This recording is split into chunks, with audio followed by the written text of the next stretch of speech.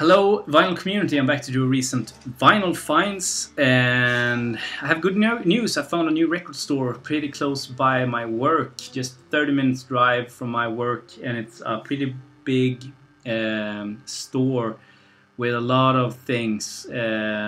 So I'm pretty happy with that because there's no store in my neighborhood almost like that. Just a couple of antique stores, stuff like that. So I'm pretty happy with that. Another thing is there's a new guy here on VC. So welcome Adam. Adam is just living 2 towns from me, maybe 40-minute drive or something like that. We corresponded a little bit through mail. He said he was going to start doing videos, and he did last week, I think. So please check him out if you like, and if he shows stuff you like, sub him up.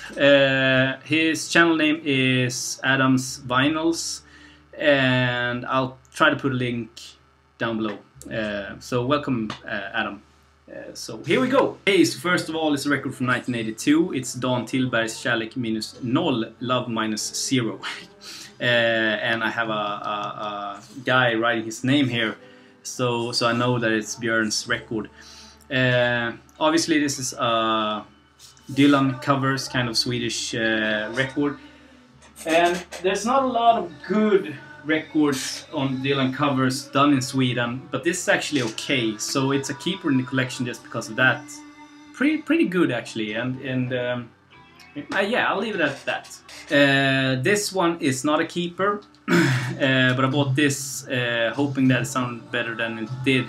Masters Program Best. I don't know what period this is, 1960, early 60s maybe. Dutch press on Fontana. And they did some Miles stuff on Fontana. The original one has red down here, I think. They move up the picture and don't have as much space here. So a pretty cool kind of Porgy and Bess version. I already have this. I got a version of this from Anders actually, and it sounds great. So I won't keep that because of the quality. It didn't sound that good. A little bit too crackly and noisy. Another one that I won't keep is I got a free copy of A Momentary Lapse of Reason. Maybe I could exchange this with my copy that I had, because it looks and sounds great, but actually my copy is even better than this. This goes into a bin of used records that I won't keep. And I think Mark showed that just the other day, Dr. Deadwax, and yeah, it's not my favorite Pink Floyd record, but there's a couple of good songs on there. So, and the production sounds great from the stereo system. Next one, The Landlord, motion picture soundtrack by Al Cooper. Didn't know about this 1971 album. But looks kind of cool, and I read somewhere that it's electronic and experimental, but it's not at all. It said psychedelic rock and maybe a little bit psychedelic, but not too much. Maybe more blues rocky in my opinion. I mean, we know how Al Cooper sounds, and with the guitar work that he does, and maybe a little bit more like that. You also have Eric Gale and Joe Farrell playing on this one, Al Rogers on drums, and I highly recommend this. I mean, if you find it cheap, pick it up. I don't think that you'll be disappointed at all. Okay, next one, I saw Chris, John Coltrane 68's video, and he showed a record there. Later that evening, felt like funk vibed with him on this record. I told Chris that I've seen that in my store here in my town, so I picked it up for $5. And a good buy it was. Martinho de Villa, Maravilla del Signaro, something like that. A Brazilian record, Brazilian press, and I have no idea how it got to my town. Gatefold, label, RCA Victor, but Brazilian. I mean, this has to be a kind of luxury edition when it came out, because you get a small booklet and a really badass poster. Okay, so I'm not expert at all on Brazilian music at all. I don't even think that it's that good and interesting yet, at least. Maybe it's my ignorance, I don't know. But I recognize the rhythms, and there's a bunch of them on here, obviously.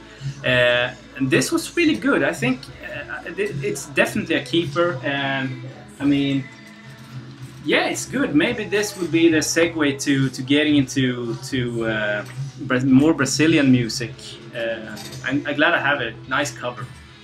Okay, the next one is Larry Coryell's record Coryell from 1969. Backside.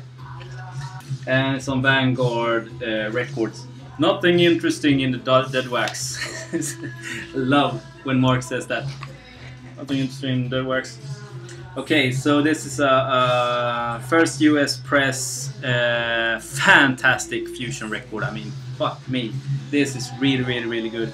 You have Ron Carter playing bass, Mike Mendel, Jim Pepper, Chuck Rainey, Albert Stinson, and Larry Coryell is also on this. Yeah, the song Sex on this was really good. The jam with Albert was also awesome. No One Really Knows on the second side is also really good. This is not in perfect condition. This is maybe VG or VG plus. So I got it for like $3. So I'll look for a better copy, a pristine copy of that, because it's a mother of a record. The next one, I won this for a while, but I never saw a cheap copy in good condition. One of the most known records of all time, I guess. The Pros and Cons of Hitchhiking with Roger Waters. I mean, this is so common. You could,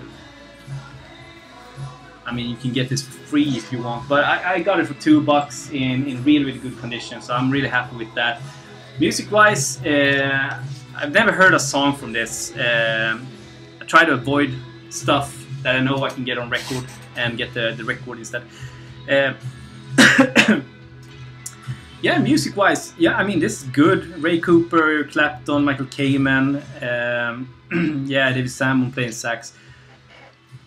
It's good. I don't know if I just expected a little bit more. It's typical Roger Waters material, but yeah, it's a good one, and I mean a keeper, obviously. Okay, pretty interesting ECM release that I got for just a couple of bucks. Steve Coon's Ecstasy, and every time I see an ECM record for a good price, I pick it up. And I mean, I did this. It's a solo effort from Steve Coon, playing piano. And I'm not a huge fan of piano-driven, just piano solo records, but this was really cool. It kept my interest going all the way through the entire record. And just some parts that I thought was a little bit boring, but overall really good. 1975, ECM 106058. I think it's the number is on this one, and it's a German press of this. If you're an ECM fan, get it. It's I'll bet you like it, especially if you like piano. A record that I managed to save by cleaning it was Rosetta Tharpe's famous Negro spirituals and gospel songs. This is from like 1958, and it had some sort of like almost residue on it or whatever it's called, but I cleaned it and got all of that off, and it's in like almost brand spanking new condition now. It's a French press with Dutch or German words on the backside, but I just found the research I did, and I just found this copy on Discogs. I mean, for free, this is a fantastic record. This is a little bit not super pricey, but you have to pay for it. I mean, if you want it, if you want to grab it. And good gospel, good singing from Rosetta Tharpe, and the guitar playing was also pretty brilliant on a lot of songs. So I mean, I'm not a huge expert on gospel music, and I have nothing with Rosetta Tharpe, but I really enjoyed that record. Okay, I took a chance on this for $5 because it was a little bit strange. Steve Wonder's Talking Book, fantastic record, obviously, but what sparked my interest was this. It's a Japanese press on Union Records, also in Japanese there. And I mean, with Japanese press, you hear that it sounds terrific and it looked pretty good, and the price was right, so I just took a chance on it. A little bit too much background noise for being to be a perfect record. But Japanese press for $5, it's a keeper for now. But I couldn't find any research or information about this online. So if you know about Union Records, or if you know about this specific version of that, please comment and let me know. Because there were a bunch of that sort of American artists, American in English I guess, artists in the 70s that Union did. Okay, next one was I really enjoyed this Thelonious Monk quartet with Sphere, I think it's pronounced Sphere, on Affinity Records. Looks like that. Okay, so the lineup here: Charlie Rouse, Thelonious Monk is on here too, Larry Gales, and Bill Riley on drums. Recorded in Paris 1967, and I guess that this is maybe a late 70s press, something like that. This was fantastic, and I don't know if it's like me not listening to enough Monk, so I think that it's fantastic because of that, or that I don't have any more Monk in my collection. But I thought that this was fantastic. I played it all the way through twice, and I really dig this. So, I mean, I'm looking for Monk records. Mingus and Monk, I mean, I never see them here in this part of Sweden. Would be different if I lived in Stockholm, but I never see them. So I mean, I'd love more Monk and Mingus. Okay, so one record I've wanted for a while. It's really easy to get, but I never found it for a good price in good condition. But now I did. The Roaches, 3 sisters, all named Roaches. As a second name, surname, I don't know what. Yeah, we call it efternamn in Sweden. Okay. Now, what this is a folk group of 3 sisters that sings harmonies, and the reason I really wanted this is because Robert Fripp produced this, and Robert Fripp is from King Crimson. And Tony Levin is playing bass on this, also from King Crimson. Fantastic bass player, maybe one of the best living today. And the vocal harmonies on this is just from another world. It's so damn fantastic, it hurts. I mean, this record is just a monster of record, and you can find this for $1 or $2, I guess, anywhere if you just look. Because it's dirt cheap, and everyone should own this that has at least a little bit of interest in folk music and good production. It sounds terrific also. Yeah, I don't know what to say more. If you want to check one song out just to prove me wrong or something like that, check out It Runs in the Family. That song, it's 10. It's a 10. The last one I saw show that was Marduk the Dead Wax, I think, but I bet 50% of all VC members have that in their collection. Okay, so next one about Billy Cobham and George Duke Band live on tour in Europe, 1976 on Atlantic Records. You also have Alfonso Jonsson and John Scofield playing on this one. Fantastic record. I mean, Billy Cobham's drumming, you recognize right away. He just has that signature guitar drumming that we all are used to, and George Duke playing awesome organ and keyboards, and he has that like funky drive, but still funny and very quirky, but the quality of the songs is fantastic. 1976, I mean, I don't know if George Duke just was involved with Zappa in that time period with Apostrophe and those records, but I mean, yeah, great record for a great price, and I think you all can find that for a great price. Good funky fusion record. And the last one, drinking cranberry. good for the peeing, I heard. So I waited for this for so long. I thought I was gonna buy it in New York, but I didn't because I couldn't find it. And so I ordered it right away when I came home. And I waited like 4 weeks for this to arrive. I bought it on a Swedish store and they sent it from Tokyo. So yeah, Faith No More's King for a Day for Food for a Lifetime, 1995 I think. Yeah, 95 on Slash Records. This, I've waited so long for this. One of those records that I almost bought the original of for great money. I mean, for too much money. I mean, but I waited, and after this summer, I think it was, Bostonian Reggie let me know that there's a reissue coming. So I just waited and waited, and finally have it on vinyl.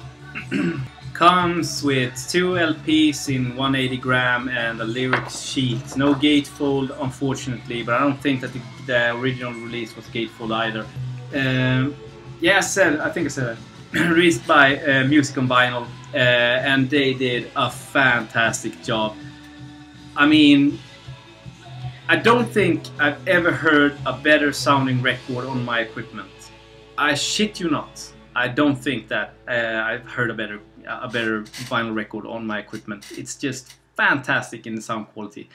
Yeah, it just pops out of the speakers, and the bass has a perfect kind of thump to it, and Patton's voice is coming through clear, and every instrument is just where it should be, not like most of the metal and heavier rock records I play on my equipment, where it all becomes a blur. I mean, just a wall of sound.